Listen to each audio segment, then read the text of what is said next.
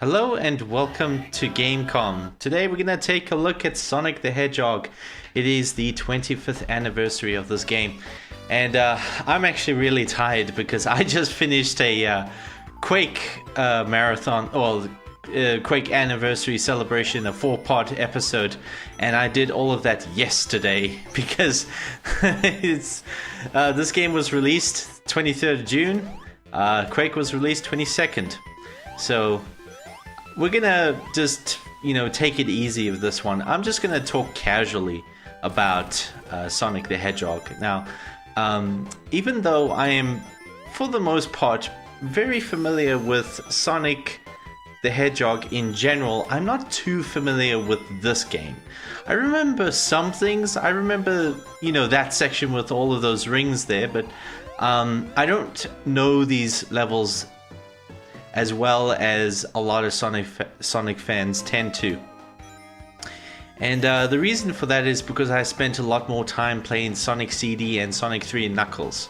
I consider those two games to be way more fun than Sonic 1 and even Sonic 2. In fact, Sonic 1 and Sonic 2 have some irritating aspects, one of them being the bonus level. At least in this level, you don't have to press anything until you get to the Chaos Emerald. It's only right now that I'm actually press something to move Sonic to not fall into the I guess you could call it the gold pit or whatever you call it.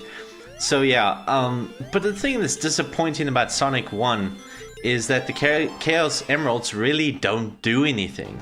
The cutscene at the end is slightly different, but other than that, it really doesn't have any significance beyond that slight difference.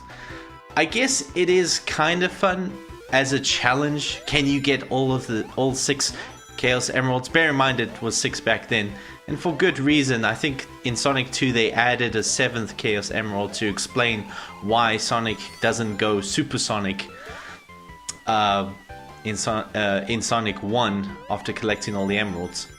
This is one of my favorite levels. I just love the streamlined aspects of it. As you can see, just smashing through everything. Of course, timing is everything. But one of the things that I really like about Sonic the Hedgehog is not just that it's a fast game, but it's a different kind of fast. I mean, racing games are fast. Flying games are usually fast. Yeah, I messed up. Like I said, I don't know these levels that well, but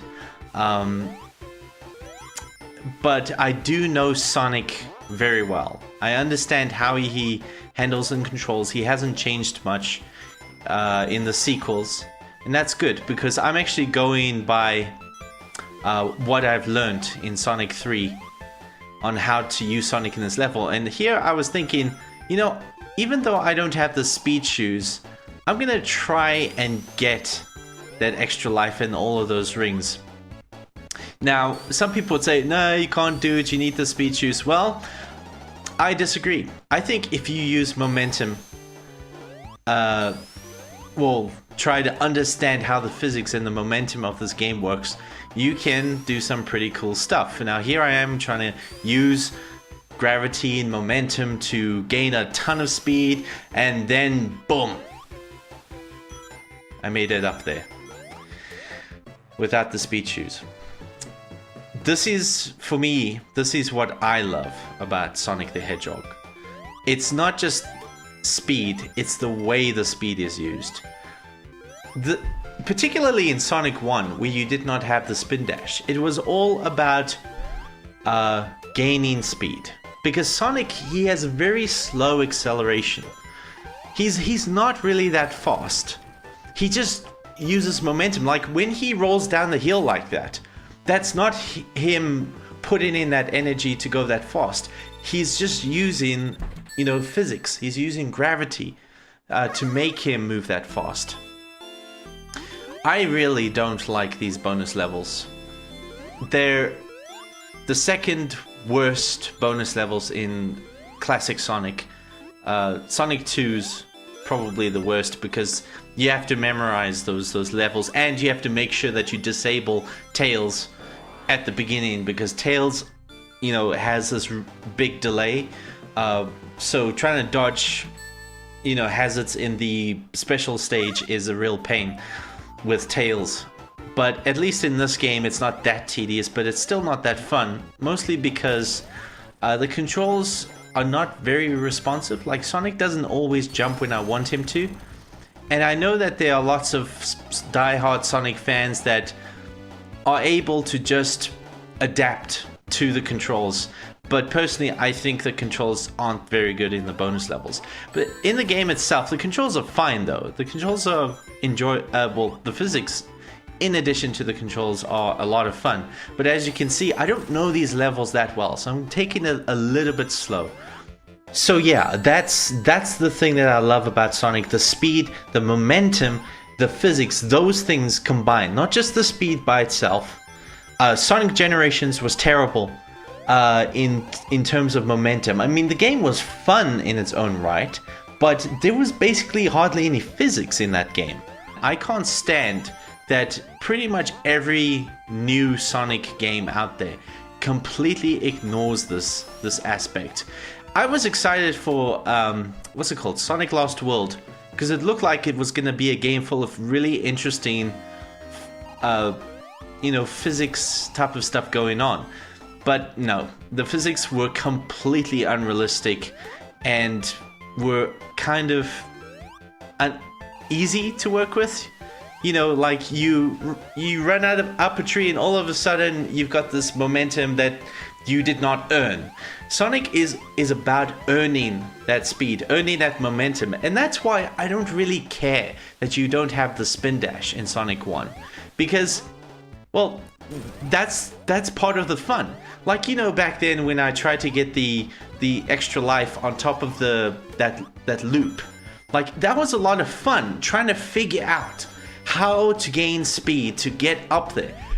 In Sonic 2, you just use the spin dash and who cares? No big deal. It's also fun using slopes to get you going up. Like if you're moving up a slope and you jump, your angle and your trajectory totally changes, and you can reach places that you normally couldn't reach. Anyway, I'm not going to play through the whole game, probably because I might annoy you guys, because I'm not very good at Sonic 1. I don't know the levels that well. And the reason why I don't know Sonic 1 that well is because Marble Zone, is kind of tedious, and usually I just kind of turn off my Mega Drive and say, hey, I'm done. I enjoyed Green Hill Zone, and I'm going to do something else. And even if I muscle through a Marble Zone, I still have to go through the labyrinth, which is a boring level, and I just no thank you.